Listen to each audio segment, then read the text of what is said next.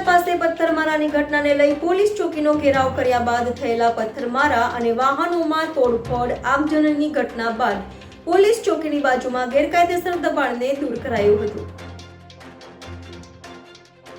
સુરતના સૈયદપુરામાં વરિયાવીચા રાજા તરીકે ઓળખાતી ગણેશ પ્રતિમા પર થયેલા પથ્થરમારાને લઈ તંગદિલી સર્જાઈ હતી. ત્યારે રાત્રે પોલીસ ચોકી પર ઘેરાવ કર્યા બાદ ઉશ્કેરાયેલા લોકોએ વાહનોમાં તોડફોડ કરી આંખચાપી કરી હતી, જેને લઈ વાતાવરણ તંગ બન્યું હતું. તો બીજી તરફ પોલીસે સ્થળ પર દોડી જઈ મામલો થાળે પાડ્યો હતો.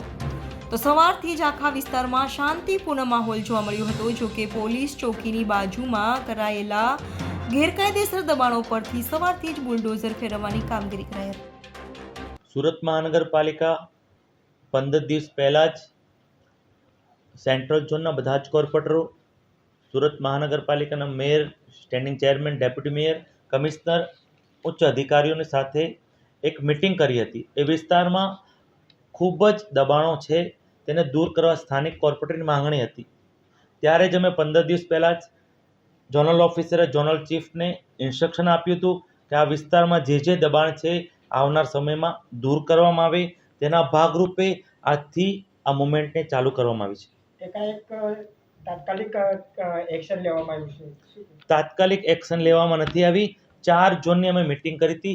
વિવિધ ઝોનમાં પણ ગયા વીકથી કામ શરૂ થઈ ગયું છે. સેન્ટ્રલ ઝોને તેનું કામ આજથી શરૂ કર્યું છે. આવા ઘણા બધા ગેરકાયદેસર દબાણ કરતા હોય તો મહાનગરપાલિકા કઈ રીતે આવનાર સમયમાં તમામ ઝોનમાં જે પણ ગેરકાયદેસર દબાણ હશે તેને દૂર કરવાનું એક્શન પ્લાન સાથે મુહિમ છેડી છે.